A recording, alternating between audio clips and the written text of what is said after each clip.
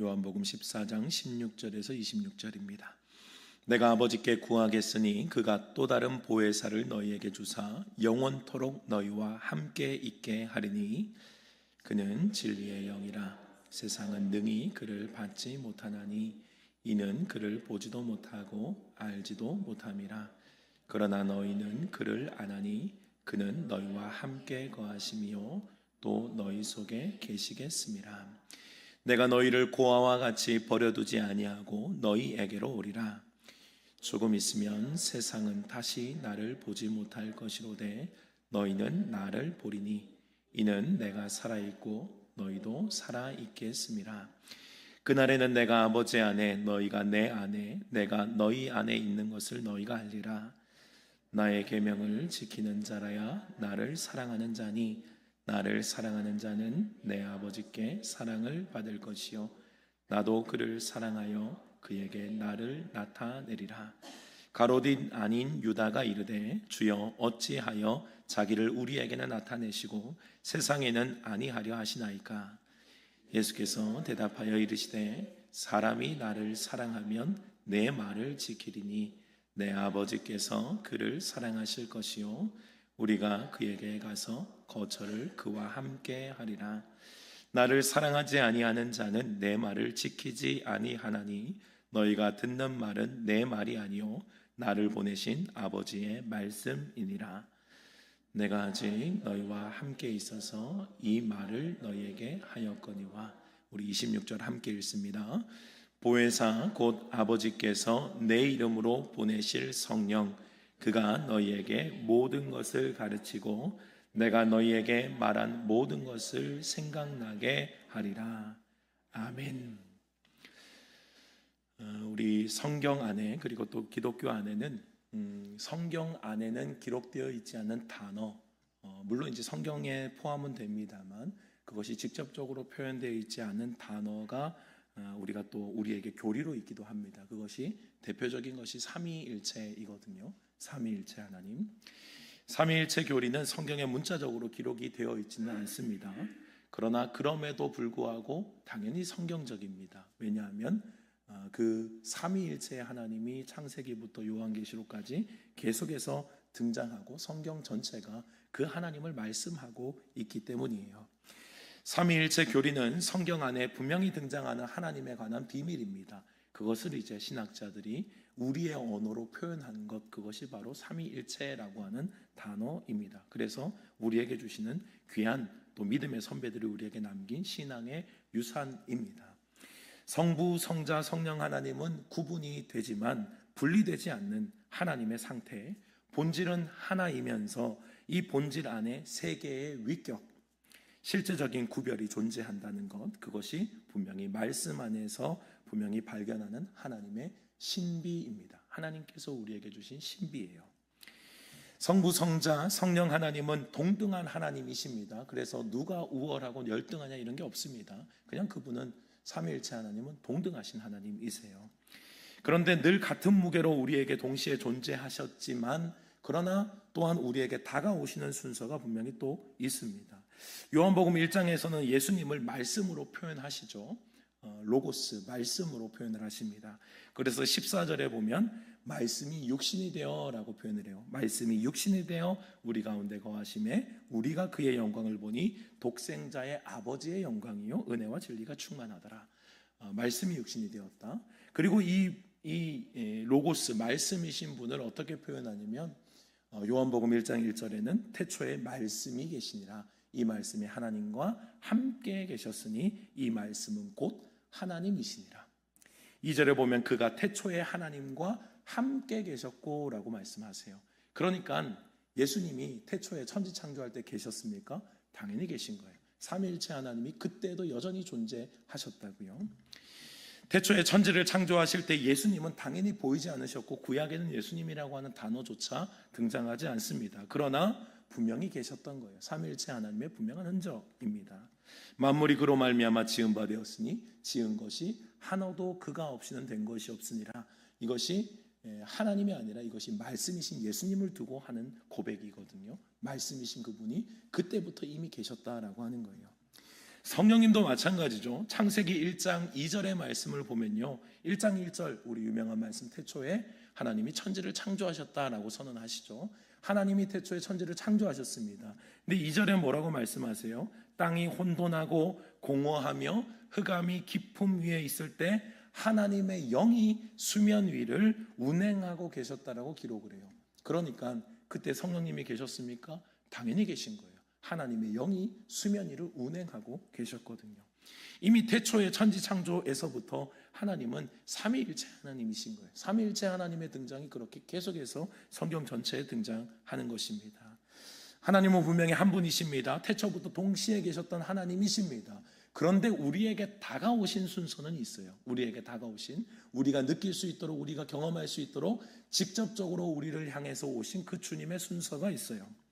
먼저는 하나님, 성부 하나님의 크신 사랑의 계획이 있으셨습니다. 성부 하나님의 사랑의 계획이 있어요. 태초에 아담과 하와가 선악과를 따먹고 죄를 짓고 하나님으로부터 멀어지고 타락할 그때에 창세기 3장 15절의 말씀을 보면 주님의 선언하신 게 있어요. 구원의 계획을 선언하시거든요. 마귀에게 선언하시는 구원의 분명한 선언이면, 내가 너로 여자와 원수가 되게 하고 내 후손도 여자의 후손과 원수가 되게 하리니 여자의 후손은 내 머리를 상하게 할 것이요 너는 그의 발꿈치를 상하게 할 것이니라. 이것이 분명 성부 하나님의 사랑의 선언이었거든요. 마귀를 향해서 여자의 후손이 나타날 것이고 너의 머리를 상하게 할 것이다. 지금 너는 성공한 것 같지? 네가 인간을 모두 타락시키고 이제 너의 것이 된 것 같지? 나는 나의 구원의 계획을 이룰 거다. 그것이 여자의 후손이 등장할 거다라고 하는 성부 하나님의 분명한 사랑 계획이셨습니다. 이미 인간이 타락한 순간부터요, 인간을 구원하실 하나님의 크신 계획을 성부 하나님께서 선언하신 거예요. 하나님은 인간을 사랑하셨기에 인간을 향한 구원의 계획을 세우셨습니다. 그것이 뭐예요? 여자의 후손 곧 하나님의 아들이 이 땅 가운데 나타나시는 것이었습니다. 창세기 3장 15절의 말씀뿐만이 아니죠. 우리가 아는 많은 말씀들, 구약에 있는 많은 말씀들이 이미 그분의 예언을, 그분이 오실 것을 예언하고 있다고요. 이사야 7장 14절 우리가 아는 유명한 말씀, 처녀가 잉태하여 아들을 낳을 것이요 그의 이름을 뭐라고 해요? 임마누엘이라고 하리라 라고 말씀하시잖아요. 그의 이름을 뭐라고요? 임마누엘. 임마누엘의 뜻이 무엇입니까? 하나님이 우리와 함께 계시다. 하나님이 우리와 함께 계시다. 처녀가 잉태하여 아들을 낳을 것인데 그분이 누구라고요? 하나님이라고요. 하나님이 우리와 함께 하시다라고 하는 거예요. 그러니까 이 땅에 오실 그분에 대해서 예수님이 곧 누구라고 선언하고 있는 거예요? 하나님이라고 선언하고 있는 거예요. 하나님이 우리와 함께 하시다. 육신을 입고 이 땅에 오실 하나님이 바로 예수 그리스도다라고 하는 선언이 분명히 구약과 신약 가운데 이루어진 하나님의 약속의 성취였습니다. 죄 많은 이 땅 가운데 소망이 없어요. 죄 많은 이 땅 가운데서 우리가 어둠을 걸어가고 있을 그때에 하나님의 아들이시면서 곧 하나님이신 그분 예수 그리스도께서 육신을 입고 이 땅에 오신 거예요. 그 사건을 우리는 역사적으로도 부인할 수 없는 기준이 되어 있어요. 그게 뭡니까? BC와 AD죠. BC가 뭡니까? Before Christ. 예수님 오시기 전을 BC라고 하는 거예요. 그리고 AD가 무엇입니까? 아노 도미니. 주님의 은혜의 해라고 그렇게 우리는 선언하고 있는 거예요. 그러니까 우리는 아무리 하나님이 없다라고 선언하는 사람들도요, 주님의 은혜의 해에 살고 있어요. 이게 참 재밌죠. 아무리 하나님이 없다라고 고집 부려도요, 내가 밟고 있는 땅이 이미 주님의 은혜의 해에서 살고 있는 겁니다. 그래서 우리는 주님을, 이 땅에 오신 예수님을 절대로 부인할 수 없어요. 역사적으로 당연히 부인할 수 없습니다. 실존 인물이시니까요. 하나님의 구원 계획에 이어서 그 구원 계획을 실행할 분이 이 땅에 오십니다. 하나님의 아들이시면서 하나님이신 그분 예수 그리스도께서 이 땅에 오시는 거예요. 그래서 예수님은 이 땅에 오셔서 3년 동안 공생애를 사십니다. 3년 동안 준비하시는 시간이 있었지만 3년 동안 이제 실제적인 공적인 삶을 살아가시는 거예요. 그 공적인 삶을 살아가시면서 제자들을 가르치십니다. 그리고 예수님이 이 땅에 오신 목적을 향해 가세요. 예수님이 이 땅에 오신 목적이 뭐라고요? 마귀의 일을 멸하려고. 여자의 후손이 이 땅에 오셔서 하는 일이 뭐예요? 너의 머리를 깨뜨릴 것이다. 이것이 주님의 이미 창세기의 선언이었거든요. 뱀의 머리를 상하게 하려고 주님이 이 땅에 오셨습니다. 여러분들, 뱀의 머리를 상하게 하신다는 의미가 어떤 의미예요? 마귀가 가지고 있었던 가장 강력한 무기, 본인이 성공한 줄 알았던 인간 모두를 죽음으로 끌어들이고 죽음 모두 사망의 권세 아래 놓아놓았던 그 인간의 그 죽음의 권세를요, 예수님 하나님의 아들이 이 땅에 오셔서, 하나님이 이 땅에 오셔서 그것을 깨뜨리시는 거예요. 그것을 죽음의 권세를 이기시는 거라고요. 그러니까 마귀가 가지고 있었던 가장 강력한 무기, 죄의 권세, 죽음의 권세에 대한 승리를 의미한다고요. 죄의 권세, 죽음의 권세를 이기기 위한 예수님의 방법이 무엇이었습니까? 부활이에요, 여러분. 여러분들, 마귀를 깨뜨릴 수 있는, 마귀의 머리를 깨뜨리는 주님의 유일한 방법이 부활이었다. 그러니까 부활이 엄청난 사건인 겁니다. 오늘도 우리가 작은 부활절로 주님 앞에 예배하잖아요. 그래서 우리가 주일날, 안식 후 첫날에 우리가 부활절로 우리가 주님 앞에 예배를 드린 것은, 이건 초대교회 전통이라고요. 왜 그날 예배를 드립니까? 이날 부활하셨기 때문이에요. 안식일의 개념이 구약과 조금 다르죠. 안식 후 첫날, 그러니까 안식일의 개념이 우리 주일날에는 예수님이 부활하신 그날의 개념으로 우리에게 이어져 오는 거예요. 그래서 예수님께서 부활하신 이 날이 너무도 큰 날이고 너무 기쁜 날인 거예요. 왜요? 마귀가 가지고 있었던 그 죽음의 권세를 무용지물로 만든 사건이라고요. 여러분들, 죽었는데 부활하면 그 죽음이 무슨 힘이 있어요? 무섭겠습니까? 죽었는데 부활하는데요. 그러니까 예수님의 부활이 그런 의미라고요. 예수님이 십자가에서 죽으시고 부활하신 의미는 어마어마한 사건입니다. 마귀가 가지고 있었던 죽음이라고 하는 가장 강력한 무기를요, 무용지물로 만든 사건이에요. 이제는 마귀가 가지고 있는 무기가 전혀 두렵지가 않는 거예요. 왜요? 주님과 함께 우리도 영원히 살 것이기 때문입니다. 예수님이 부활하신 것처럼 예수님을 믿는 자는 반드시 영원한 생명을 얻게 될 것입니다. 우리가 주님 안에서 누리는 많은 복이 있어요, 여러분. 우리가 예수님 믿는 이유가 있죠. 주님 믿으면 맞습니다, 복을 누려요. 그런데 여러분들, 잊지 말아야 될 것은요, 우리가 누리는 복이 세상 안에서 우리가 이것저것 보너스로 누리는 이런 복들, 그 복들은요, 그냥 우리에게 주시는 은혜이긴 하지만 진짜 복은 아니에요. 진짜 복이 있어요. 진짜 복은요, 주님과 함께 영원히 사는 것입니다. 우리는 그것을 붙잡고 걸어가는 믿음의 사람들이라고요. 주님께서 우리에게 완성하신 부활의 그 길, 우리는 예수님 믿고 부활, 영원한 삶을 살아가는 것이라고요. 예수님 믿는 자들에게 주신 최고의 축복, 영원히 사는 복입니다. 이것이 변하지 않는 소망이며 우리가 예수님을 믿는 진짜 이유임을 여러분들 잊지 마시기 바랍니다. 예수님이 이 땅에서 3년의 공생애를 사실 때에 예수님의 제자들에게 예수님의 영향력은요, 당연히 어마어마한 거예요. 예수님과 따라다닐 때 예수님이 주셨던 많은 은혜, 그리고 가르침, 모든 것들, 예수님이 없는 삶은 제자들이 상상할 수가 없는 거예요.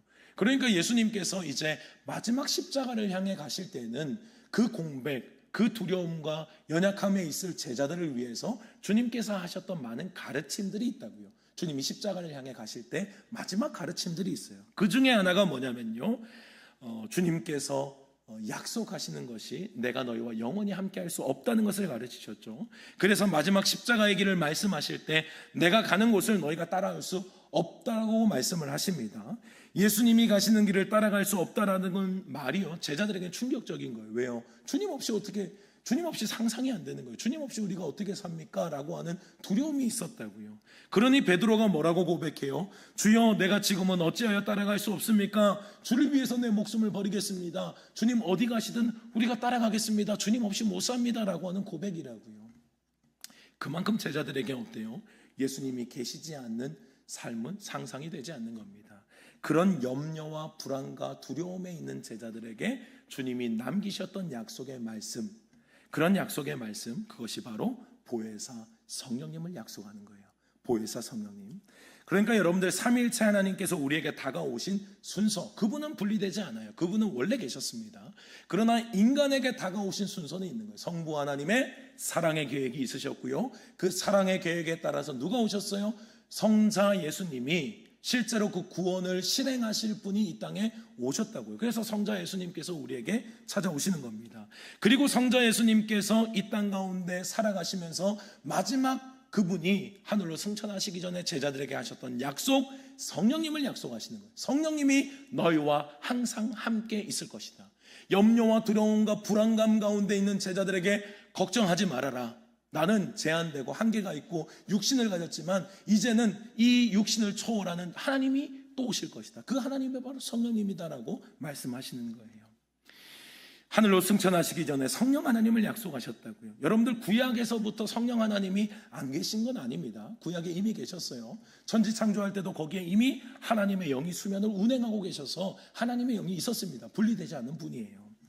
그리고 창조 사역부터 하나님이 함께 하셨을 뿐만 아니라 하나님이 쓰셨던 사람들에게 구약에서 마찬가지 성령의 역사들을 이야기를 합니다. 성령께서 쓰셨던 분들을 이야기를 하는 거예요. 성령의 하나님의 영이 역사하고 계심을 구약의 곳곳에 말씀하십니다. 사사기의 말씀을 보면요, 여호와의 영이 임하여 라고 하는 표현을 자주 씁니다. 여호와의 영이 임하여. 그러니까 어떻게 돼요? 하나님의 영이 임하여서 하나님이 쓰셨던 사사들에게 주님의 영이 임하여서 주님께서 이스라엘에 고통받고 있었던 그 상황들을 이겨낼 수 있도록, 그들을 건져낼 수 있도록 하나님의 영이 임했던 사건들, 그것들이 사사야를 쓰셨던 하나님의 역사가 사사기에 기록되어 있잖아요.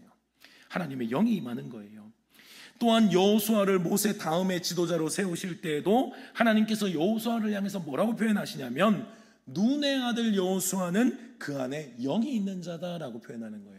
그 안에 영은 다 있죠. 우리 모든 인간은 영이 있으니까. 그런데 주님께서 여호수아를 보셨던 건 뭐예요? 하나님의 영이 그와 함께하고 있다는 것을 주님이 분명히 말씀하신 거예요. 성령이 그와 함께하고 있다. 그래서 너는 그를 데려다가 그에게 안수하고, 그리고 출애굽의 다음 사명 모세를 이어서 이제 가나안 정복의 그 역사들을 여호수아가 이스라엘과 함께 이루어 가는 겁니다. 여러분들, 오늘 본문에서 예수님께서 약속하신 영이 다른 영이 아니에요. 구약의 그 영입니다. 성령입니다. 태초부터 계셨던, 수면을 운행하고 계셨던 그 영이 맞는 거예요. 그런데 조금 차이점이 있습니다. 예수님이 약속하신 성령님의 구약과 차이점이 있다면요, 여러분들, 구약에서는 특정 인물들에게 임하는 거예요. 그것이 뭐냐면, 구약에서 성령님을 상징한다면 우리는 기름 부음으로 성령을 상징하는 거예요. 지금도 우리가 기름 부음이라고 하는 표현들을 쓰지만 구약에는 조금 더 적극적으로 이 기름 부음의 표현이 실제적인 사람을 세울 때마다 기름 부음이 있었다고요. 특별히 누굽니까? 왕, 선지자, 제사장, 이런 자들을 세울 때는 반드시 기름을 부었습니다. 왜요? 성령의 임하심의 표현이거든요. 그러니까 특별한 사람들이에요. 하나님이 역사하실, 하나님이 사용하실 특별한 사람들에게 성령의 기름 부음, 그리고 그 기름 부음을 통하여 하나님이 쓰시는 자다라고 하는 것을 표현했다고요. 특정 인물들에게 임하셨고요, 부분적이고 그리고 선택적으로 임하신 거예요. 구약에서 기름 붓는 행위가 이러한 표현이라고요. 하나님의 영으로 쓰임 받을 특별한 사람들의 상징 기름 부음이라고요. 구약의 성령님은요, 특별한 사람들에게 임하신 거예요. 특별한 왕, 특별한 선지자, 특별한 제사장. 또 그리고 그때마다 상황마다 주님께서 여호와의 영이 임하여 그 사건을 일으키시는 거예요. 그러니까 그때 임하셨던 하나님의 영의 순간들이 있었던 거였어요. 영의 순간들이. 그래서 여호수아처럼 하나님의 영에 사로잡혀서 평생을 아름답게 쓰임받은 사람도 있습니다. 그러니까 평생을 주님과 동행하면서 성령의 임재하심을 늘 경험하면서 평생을 살아갔던 여호수아 같은 사람도 있어요. 그런데 여러분들, 구약에는 또 다른 인물들도 등장합니다. 예를 들면 사울왕 같은 사람이에요. 여러분들, 사울왕은요, 처음에는 하나님의 영에 사로잡혔습니다. 하나님의 영이 임하여서 하나님의 역사를 드러내는 거예요. 그러니까 초대에 이스라엘의 왕을 주님이 아무나 세우셨겠어요? 주님이 선택한 사람입니다. 왜요? 하나님의 영이 그 안에 임할 수 있는 조건과 자격과 그리고 하나님의 영의 임재하심이 그에게 있었기 때문이에요. 그래서 그를 초대 왕으로 세웠다고요.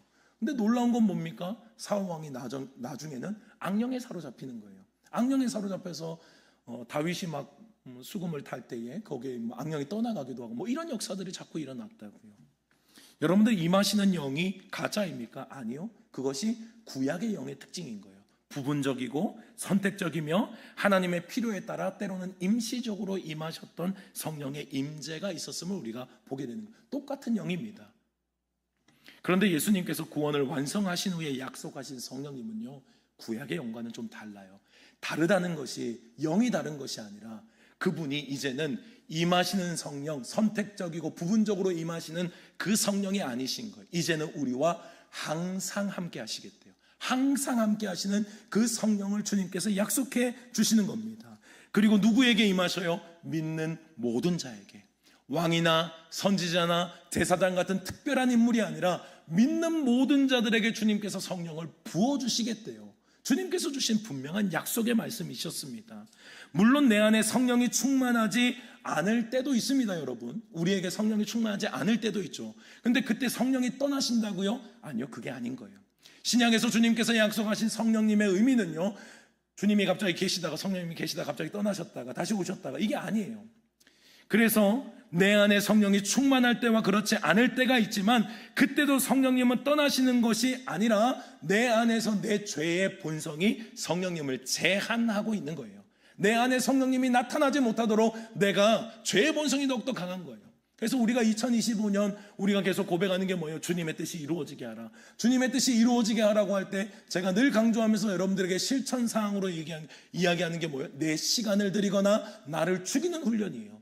여러분들, 나를 죽이지 않으면 성령님께서 역사하지 못하신다고요. 나를 죽이는 만큼, 내가 사라지는 만큼, 내가 없어지는 만큼 내 안에서 성령님이 일하실 수 있는 거예요. 그런데 내 안에서 만약에 내가 충만하고, 나의 생각이 충만하고, 내 기준이 충만하고, 내 판단이 충만할 때 어때요? 성령님이 그냥 제한되어 있는 거라고. 내 안에 떠나시는 것은 아니에요. 성령님이 제한되어 있는 거라고요. 여러분들, 에베소서 4장 30절의 말씀을 보면요, 하나님의 성령을 근심하게 하지 말라고 합니다. 그 안에서 너희가 구원의 날까지 인치심을 받았다라고 고백하고 있어요. 여러분들, 분명히 구원의 날까지 인치심을 받은 믿는 자가 맞아요. 그러니까 여기서 말하는 성령을 근심하게 하지 말라는 것은 믿지 않는 자들에게 하는 이야기가 아니에요. 믿는 자들에게 하는 이야기고, 성령님과 동행하는 자들에게 하는 이야기예요. 그 성령의 근심하심은 어떤 겁니까? 내 죄의 본성이, 나의 의가 충만하여 주님을 제한하고 있을 때예요. 성령의 역사를 제한하고 있을 때 내 안에서 여전히 내가 충만할 때에, 성령이 충만하면 내가 충만할 때 내 안에 성령님은 어떠하십니까? 근심하고 계신 거예요. 그것을 표현한 것이라고요. 하나님의 인도하심을 외면하고 세상을 향해 갈 때 여러분들, 내 안에 성령님이 근심하심을 잊지 마시기 바랍니다. 떠나시지는 않아요. 떠나시지는 않습니다. 예수님께서 약속하신 게 뭐예요? 오늘 본문에서도 뭐라고 말씀하십니까? 그는 진리의 영이라고 말씀하시면서 보혜의 산을 너에게 주사 영원토록 너희와 함께 하시겠대요. 여러분들, 또 이 마태복음 28장의 예수님의 지상명령 우리가 너무도 잘 아시죠? 너희는 가서 모든 민족을 제자로 삼아 아버지와 아들과 성령의 이름으로 세례를 베풀고 내가 너희에게 분부한 모든 것을 가르쳐 지키게 하라. 그 다음에 뭐라고 말씀하세요? 볼지어다 내가 세상 끝날까지, 볼지어다 내가 세상 끝날까지 뭐라고요? 너희와 항상 함께 있으리라 하시니라. 여러분들이, 예수님은 이미 하늘로 승천하시잖아요. 하늘로 승천하신 분입니다. 그때 승천하시면서 주님께서 주신 약속의 말씀이 뭐라고요? 내가 너희와 함께 하겠대요.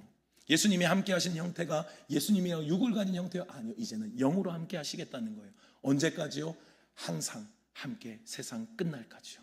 주님께서 하셨던 약속의 말씀이 여러분들 잊지 마시기 바랍니다. 주님 우리에게 함께 하시면, 여러분들 지금 우리가 예수님을 믿으면요, 예수님을 주라고 고백하는 모든 자들은 성령님의 은혜가 아니고서는 주라고 고백할 수 없어요. 성령님의 은혜입니다. 그런데 문제가 있어요. 우리 안에 성령님이 계시잖아요. 그런데 성령의 충만함과 그냥 성령님과 동행하는 수준은 다르다는 거예요.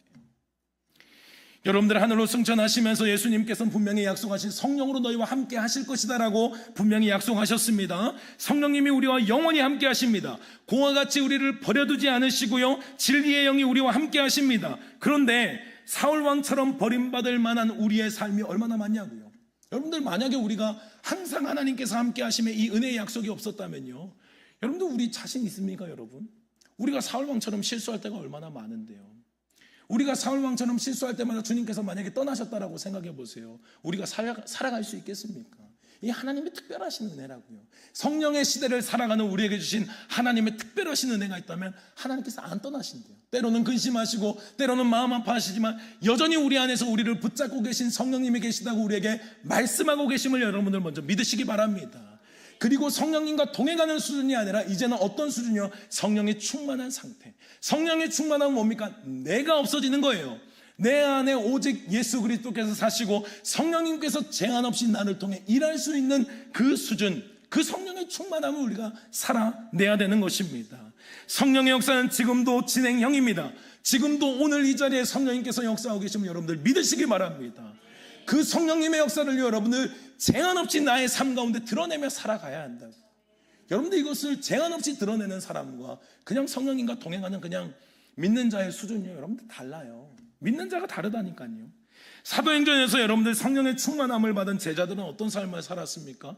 여러분들 성령 충만한 제자와 그 전의 제자는 완전 달라요. 예수님께서 제자들을 끌고 다니면서 예수님 얼마나 많이 혼내셨습니까? 특별히 마가복음에서는요, 예수님이 막 직접적으로 막 혼내신다고요. 너야 아직까지도 모르겠느냐? 지혜가 없느냐? 아직도 깨닫지 못하냐? 어두운 자들아, 주님께서 베레벨 그 제자들을 향해서 막 혼을 막 내신다고요. 근데 여러분들 성령 충만한 제자들은요, 그런 게 없어요. 성령 받기 전과 성령 받기 후가 다른 거예요. 그러니까 이게 뭐냐면 성령 충만한 제자와 그때 예수님의 시대에 성령님이 없었어요. 아니요, 성령님이 계십니다. 그런데 하나님의 영이 수면을 운행하시는 것처럼 지금도 천지 만물에 하나님의 영이 없어요? 다 있어요, 여러분들. 지금도 여전히 하나님의 영이 운행하고 계신다고요. 태초에 천지를 창조하시기 전에 운행하셨던 그 영이 없어졌어요? 아니에요. 하나님의 영이 이 땅 가운데 충만하다고요. 그래서 주님은 어디에서든 함께 하신다라고 하잖아요. 주님은 어디서든 계신다고요. 그런데 여러분들, 신약에서 예수님이 약속하신 것은 그냥 어디에든 계시는 성령님이다라고 하는 수준이 아니라고요. 내 안에 함께 하신다는 거예요. 나와 함께 하시면 내 안에서 제한 없이 성령의 역사를 드러내시겠다고, 그 성령 충만함을 우리에게 약속하고 계신 것입니다. 여러분들, 그때 성령 충만함을 받은 제자들은요, 한계를 초월하는 삶을 사는 거예요. 여러분들, 이것은 제자들의 능력이 아닙니다. 성령의 능력이에요. 그 안에 성령이 임하시고 자신의 한계들을 깨고, 제자들은 예수님의 죽으실 때 다 도망갔던 사람들이에요. 그 안에 무슨 힘이 있어요? 내 생명을 너무도 귀하게 여겼던 자들. 죽음 앞에 누가 용기를 냅니까? 죽음에 다 두렵죠. 그런데 여러분들, 성령 충만한 제자들은요, 그 다음부터 그게 없어요. 내 생명 그냥 막 주를 위해서 막 던지면서 사는 거예요. 그러니 예수님의 제자들이 한 명 빼고 다 죽었잖아요. 다 순교하며 산다고요. 왜요?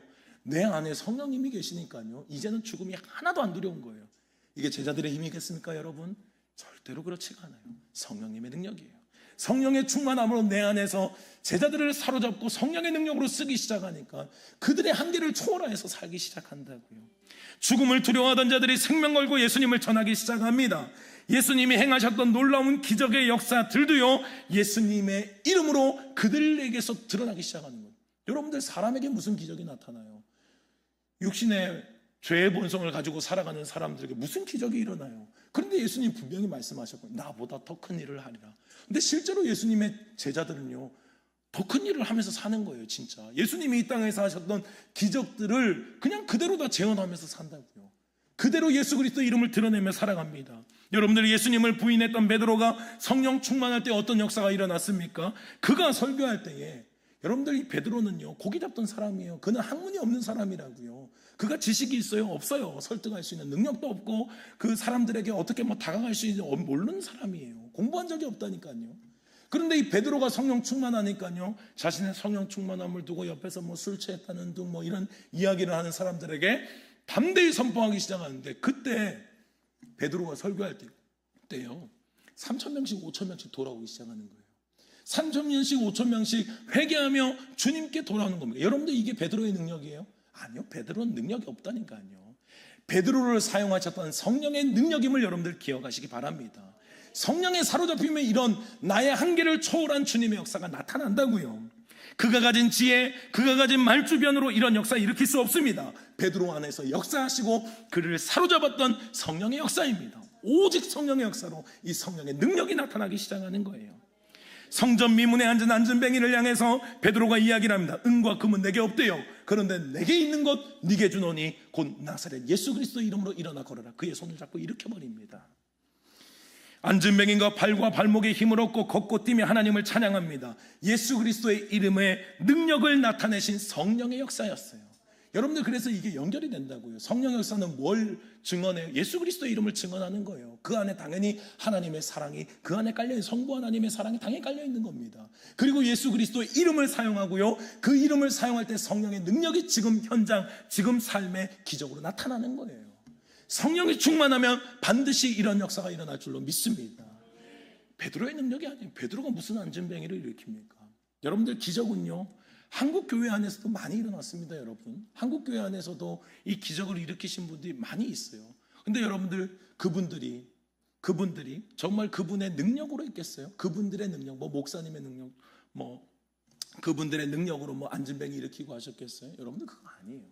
성령 충만하면 성령 충만한 자를 통해서 예수 그리스도 이름이 증거되고 예수 그리스도 이름이 선포될 때에 기적이 나타나는 거예요. 성령의 역사가 드러난다. 모든 것은 성령의 역사임을 믿으시기 바랍니다. 여러분들 신앙생활은요, 성령님과 함께하는 수준으로 가면 안 돼요. 성령님과 함께하는 수준은 뭐 성령님이 언제 안 계신 데가 있어요, 여러분? 다 있어요. 성령님 다 계신다고요. 태초에 이미 성령의 하나님의 영이 수면을 운행하고 계신 것처럼 우리가 살아가는 모든 현장 가운데 성령님 계세요, 여러분. 그런데 성령님과 동행하는 수준으로 가면 안 된다고. 성령이 충만한 하나님의 사람이 되시기를 주님의 이름으로 축복합니다. 성령 충만한 삶을 살아야 된다고요. 성령 충만한 자는요, 베드로와 제자들처럼 예수님의 능력을 나타내며 살아가게 되어 있다고요. 여러분들 힘이 있고 능력 있는 신앙생활, 이기는 신앙생활은요, 성령 충만 외에는 답이 없어요. 성령 충만 외에는 답이 없다니까. 저희 아버지께서도 목회를 하셨고, 아버지께서도 목회를 하시면서 한 20년 가까이 목회를 하셨죠. 아버지는 늦게 목회를 하셨으니까. 저에게 늘 하시는 말씀이 있어요. 성령을 받아야 된다고 말씀하세요. 늘 성령을 받아야 된다. 우리 성도님들, 우리 사랑하는 성도님들 많이 계시지만 아버지의 목회의 결론이셨어요. 저희 아버지의 목회의 결론은 성령 충만하지 않으면 안 된다는 거예요. 성령 충만하죠. 그래서 아버지도 늘 이야기를 하셔요. 제가 이제 금요일 날 우리 금요 성령 기도회라고 하거든요. 금요 성령 기도회. 제가 성령을 붙인 이유가 있어요. 간절하게 사모하기 때문에 그런 거예요. 주님, 우리가 기도할 때, 찬양할 때 하나님의 영이 좀 임해서 성령님이 좀 사로잡아 주시고 그 성령의 능력으로 좀 살아갈 수 있도록 해주십시오라고 하는 저의 간절한 기대와 소망을 담은 것이 금요 성령 기도예요. 이것을 늘 아버지 목사님도 강조하세요. 아버지 목사님께서도 늘 성령밖에 안, 성령을 받아야 된다. 성령 아니고는 답이 없다. 여러분들, 저는 이 말에 전적으로 동의합니다. 성령이 아니고서는 답이 없어요. 여러분들, 저의 인생도 생각을 해보면요, 제가 어릴 때부터 아버지가 목회를 하셨으니 어릴 때부터 교회 다녔죠. 여러분, 어릴 때부터 교회를 다니고 충성 봉사 열심히 했습니다. 헌금 생활도 했고요.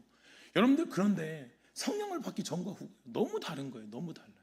성령님이 임하시고 나니까 누가 하라 마라가 없어요. 누가 하라 말아요. 내 안에 성령님께서 그것을 기뻐하시고 그것을 막 너무 기쁘게 받으신다는 것이 내 안에서 분명히 실제인데 그럼 달려가는 거예요. 세상에 어떤 즐거움이 있어도요, 주님과 함께는 즐거움 비할 것이 없어요. 그래서 늘 주님의 성령을 경험하고 나서는 그냥 뭐 교회 와서 피아노 치며 찬양하고 기도하고, 그게 늘 즐거운 거예요. 그게 진짜 기쁨인 거예요. 상상이 안 되죠, 여러분들? 주님과 함께하는 것이 그 기쁨이라는 사실을. 근데 여러분들, 성령님이 임하시면 그런 거예요. 성령님이 임하시고 내 안에 사로잡기 시작하시면은 세상의 즐거움들은 더 이상 즐거움이 될 수가 없는 거예요. 성령의 충만함으로 주님은 더욱더 하나님의 나라를 향해서 더욱더 주님 앞에 걸어가게 하는 거예요. 여러분들, 신앙생활은 성령 충만 아니면 답이 없어요. 성실함이요, 세상에는 성실함이 유익합니다. 그건 뭐 성실함이 나쁘다는 거 절대 아니죠. 너무도 좋은 우리의 또 분명한 성실함이죠. 근면 성실. 근데 여러분들, 신앙생활을 근면 성실로 하면 안 돼요. 신앙생활도 그렇게 할 수 있어요. 이제 세상에서 성실하신 분들은 교회도 생활도 성실하게 하실 수 있어요. 근데 여러분들, 그 차원이 아니에요. 우리가 신앙생활해야 되는 차원은 세상에서 말하는 근면 성실이 아니에요. 그 차원을 넘어서는 거예요. 진짜 주님이 너무 좋고, 진짜 주님 없으면 못 살고, 진짜 주님께서 나를 끌고 다니시는 거예요. 하나님의 영에 사로잡혀서 내 육신은 자꾸 좀 더 자자, 좀 더 졸자, 오늘 피곤하니 좀 쉬자, 내 육신은 계속 그렇게 몰아붙여요. 그런데 내 안에 성령님께서 막 몰아붙이죠. 네가 기도하지 않고 어떻게 사냐? 예배드리지 않고 어떻게 사냐? 오늘도 네 영이 죽는데 그것을 네가 감당할 수 있느냐? 막 성령님께서 몰아붙이시는 거예요. 그러니 어때요? 예배자로 나올 수밖에 없어요. 그리고 예배자리에 나와서 주의 말씀을 들을 때, 찬양하고 기도할 때 내 안에 있는 성령의 막 역사로 내가 다시 힘이 나기 시작하는 거예요. 신앙생활은요, 여러분, 성실 근면하면 그것으로 하는 게 아니에요. 신앙생활은 반드시 성령 충만으로 해야 될 줄로 믿습니다. 제자들의 근면 성실이 없었겠어요? 주님을 3년 동안 따라하면 잘 배웠잖아요. 근데 그 수준과 그 차원이 아니라니까요. 성령 충만하는 차원은 내 안에 내주하시는 성령님께서 제한 없이 일하시는 것. 내가 더 이상 내 죄의 원성이 성령님을 누르는 것이 아니라 성령님이 나를 장악하시고 내 안에서 주님의 역사가 나타나게 하시는 것. 이게 진짜 신앙생활임을 여러분들 믿으시기 바랍니다. 사랑하는 여러분들, 성령 충만하시기 바랍니다. 여러분들 안에 역사하시는 성령님이 제한 없이 여러분들을 통해 드러날 수 있기를 주님의 이름으로 축원합니다. 힘 있는 신앙생활을 해야 되는 거예요. 여러분들이 이렇게 힘 있는 신앙생활, 성령 충만하지 못한 자는요, 늘 관계에 흔들립니다. 이거 하면 이거에서 흔들, 저거에서 흔들, 이거 하면 이거에서 시험 들었습니다. 저거 하면 저거에서 시험 들, 늘 시험 들기 바쁜 거예요. 여러분들 성령 충만한 자는 그렇게 하지 않아요. 하나님만 보고 달리는 거예요. 누가 옆에서 뭐라고 하면 동남풍아 불어라, 서북풍아 불어라, 그냥 성령 충만에 달려가는 거라고요. 내 앞에 어떠한 환난과 고난이 오지, 아니 나는 뭐 주님 보면서 달려가는 거예요. 그러니까 여러분들, 우리가 자존감이 있는 친구들이, 그런 친구들이 있잖아요. 뭐 왕따시킨다라고 표현을 하잖아요. 근데 자존감이 있는 친구들은 어때요? 내가 전부를 왕따시키는 삶을 산다고. 여러분들, 이게 그리스도인의 자존감임을 아셔야 돼요. 성령 충만하고 그리스도인으로도 분명한 건강한 자존감을 가지고 있는 자는요, 누가 옆에서 뭐라고 하든 누가 흔들리든 거기에서 안 휘말려요. 휘말릴 이유가 없어요. 내 안에 계신 성령님, 나는 주님 보고 신앙생활하고 주님 보고 달려가는데 지금 옆에서 뭐라고 한다고 흔들리면 나만 손해죠. 옆에서 뭐라고 하는데 내가 휘청거리고 막 저기에서 휘청거리고 막 이것 때문에 막 나 시험 들고 막 교회 안 나오고 막 예배 못 드리고, 여러분들 그거 누구 손해예요? 성령 충만한 자는 안 그런 거예요. 성령 충만한 자는 거기에 안 속아요. 속지 않는다고요. 마귀는 언제나 관계로 흔들고 내 감정을 흔들고 이래서 못 가게 만들고 육신이 힘들어서 못 가게 만들고 이런 이유 때문에를 얼마나 많이 만드는지 몰라요. 마귀는 언제나 때문에를 많이 만들어요. 이것 때문에 저것 때문에 오늘은 요것 때문에 요것 때문에 때문에를 많이 만듭니다. 그러나 성령 충만함에 이기는 거예요. 여러분들 성령 충만하여 내 안에 있는 죄의 본성을 이길 수 있는 하나님의 능력이 여러분들에게 충만하기를 주님의 이름으로 축복합니다. 예수님은 제자들에게 뭐라고 말씀하세요? 예루살렘을 떠나지 말래요. 그리고 약속하신 그 성령이 임할 때까지 기다리라는 거예요. 여러분들, 그래서 우리가 잘 아는 사도행전의 1장 8절의 말씀 뭐예요? 오직 성령이 너에게 임하시면이에요. 오직 성령이 너에게 임하시면 너희가 권능을 받고 예루살렘과 온 유대와 사마리아와 땅끝까지 이르러 내 증인이 되리라. 시작이 어디서부터입니까? 성령이 임하면이에요. 여러분들, 그러니까 신앙생활에 성령이 임하지 않고는 못한다니까요. 성실함으로 못하는 거예요. 늘 사모하셔야 돼요. 성령의 충만함을 사모하셔야 됩니다. 성령의 능력으로 살아가야 돼요. 여러분들이 이 어두운 시대, 예수님의 제자들의 시대 얼마나 어두웠습니까? 지금 이 시대와 비교하면 어떨까요? 지금이 훨씬 더 어둡지 않을까요? 근데 여러분들, 예수님의 시대도 제자들에게 너네 성령 충만하지 말고 움직이지 말아라. 움직이지 말고 약속한 것을 기다리라고 하셨어요. 그리고 기다리고 성령 충만한 뒤에 오직 성령이 너에게 임하시면 그 역사가 일어날 것이라고, 사마리아와 온 유대와 땅끝까지 이르러 내 증인이 될 거라고 말씀하셨는데, 여러분들 지금 우리가 성령 충만하지 않고 어떻게 사냐고요. 여러분들 성령 충만하지 않고 살아갈 자신 있으세요? 이걸 아는 사람은 못 살아요. 모르면 그냥 살아가죠. 그냥 뭐 내가 지금까지 이렇게 살았는데. 여러분들, 예수님의 시대에 제자들에게 성령 충만하지 않으면 너희 꼼짝하지 말고 기다리라고 했어요. 그 성령 충만으로 살아야 된다고, 성령 충만으로 주의 역사를 나타내야 된다고 예수님께서 제자들에게 당부하셨다고요. 그때 성령 강림절, 주님께서 성령이 바람처럼 불처럼 임하실 때 성령의 충만한 자들의 역사가 뭐예요? 지금 이제 교회들이 이어져 온 역사잖아요. 그들이 성령 충만하여서 이 온 세계 열방 가운데 주님의 복음이 증거되었다고요. 이 어두운 세상, 성령의 능력과 역사가 아니면 여러분들 신앙생활할 수 없음을 믿으시기 바랍니다.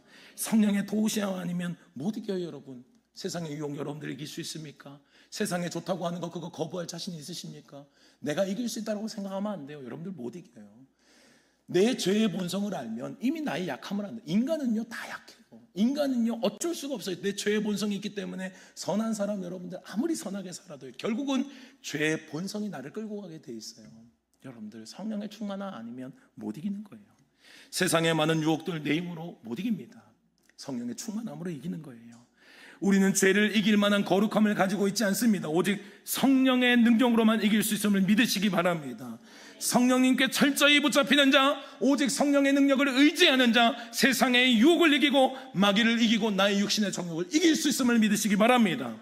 제자들도 성령의 능력 없이 움직이지 말라고 하셨는데 하물며 우리는 여러분들 제자들보다 예수님께 3년 교육 받으셨습니까? 아니, 제자들도 그렇게 하면 움직이지 말라고 하니 우리는 어떻겠어요? 성령 충만한 시대예요. 성령의 역사 아니고서는 움직일 수 없는 시대라고요. 더욱 성령의 능력이 필요한 시대, 여러분들 모두가 이 성령 충만을 덧입을 수 있기를 주님의 이름으로 축원합니다. 오늘 성령 강림 주일이요, 그때 그랬지, 과거의 제자들에게 그랬지, 과거의 제자들이 그래서 우리에게 지금 이렇게 복음이 전해졌네. 여러분들 과거형으로 끝나면 안 돼요. 이 성령의 역사는요, 주님이 우리 인류의 역사를 문 닫으실 때까지요, 이 성령 하나님께서 우리에게 다가오시는 거예요. 하나님의 역사, 하나님의 형태가 성령으로 지금은 우리에게 역사하신다고요. 물론 그 안에 예수 그리스도의 보혈도 있고 성부 하나님의 은혜와 사랑도 삼일체 하나님 동시에 있죠. 이 예수 그리스도 그리고 성부 하나님의 사랑, 성령 하나님의 은혜를 붙잡지 않고는 살아갈 수 없는 시대, 우리는 이 하나님 없이는 못 산다고요. 성령 하나님 없이는 못 사는 거예요. 그날에 임하신 성령님, 지금 여기에 내가 살아가는 모든 삶의 자리에 충만히 임하시는 은혜가 있기를 주님의 이름으로 축원합니다. 여러분들 성령을 동행하는 수준에서 성령 충만한 수준까지 주님을 사모함으로 주님 앞에 갈급한 마음으로 간구하며 나아갈 때 주님께서 나를 덮으시고 나의 삶의 모든 현장 가운데 주님이 드러나는 은혜가 있는 세종교회 모든 성도님들 되시기를 주님의 이름으로 축원합니다. 주님 진리의 영이 오셔야 합니다. 성령이 오셔야 됩니다. 성령님을 오시지 않고 성령님을 모시지 않고 그분이 충만하게 내 안에 역사하지 않으면 주님 어떠한 신앙생활도 답이 없습니다. 이길 수 있는 힘이 없습니다. 내 안에 성령님 충만히 임재하여 주시옵소서. 성령님이 역사하셔서 온전함으로 주님 앞에 제자들처럼 살아갈 수 있는 성령 충만함으로 나의 한계를 깨고 하나님의 역사를 붙잡고 나타낼 수 있는 주의 종들이 다 되게 하여 주시옵소서. 어두운 시대에 성령의 시대인데 성령 충만한 자들이 없습니다. 주여 이 시대를 긍휼히 여겨주시고 성령 충만함으로 이 모든 세상의 어둠들을 이기며 하나님의 살아계심을 드러낼 수 있는 하나님의 종들이 다 되게 하여 주시옵소서. 이기는 신앙생활, 연약함으로 휘청거리는 신앙생활, 때로는 성실함으로 하는 수준이 아니라 그것을 넘어서는 성령의 충만함이 우리에게 가득하여서 그 성령이 이끄시는 대로 나를 죽이고 오직 하나님의 역사를 드러내며 삶 가운데 모든 삶의 자리 가운데 하나님의 축복과 은혜를 누릴 수 있는 우리 축복의 삶들이 되게 하여 주시옵소서. 한 주간도 살아가는 모든 삶의 자리들마다 주님 성령님 임재하여 주셔서 하나님 시험에 들고 연약해지고 넘어질 때마다 내 안에 계신 성령님 나를 이끌어 주셔서 영원히 나를 떠나지 않으신다고 약속하셨사오니 그 성령님을 외면하지 아니하고 성령의 음성을 받아들여 온전히 일하시고 역사하시는 그 성령님의 역사를 한 주간도 은혜로 체험할 수 있는 우리들의 축복의 삶이 되게 하여 주시옵소서. 지금은 우리 주 예수 그리스도의 은혜와 하나님의 크신 사랑하심과 성령의 교통하심이 오늘도 성령 없이는 답이 없음을 알고 성령의 충만함을 사모하며 주님과 함께 동행하기를, 또 주님과 함께 성령 충만하기를 이 시간에 결단하는 이 자리에 모인 모든 주의 사랑하는 성도님들 머리 위에 가정과 직장과 자녀들 위에 주님께서 피로 갚주시고 세우신 세종교회 위에 이제로부터 영원토록 함께 하시기를 간절히 축원하옵나이다. 아멘.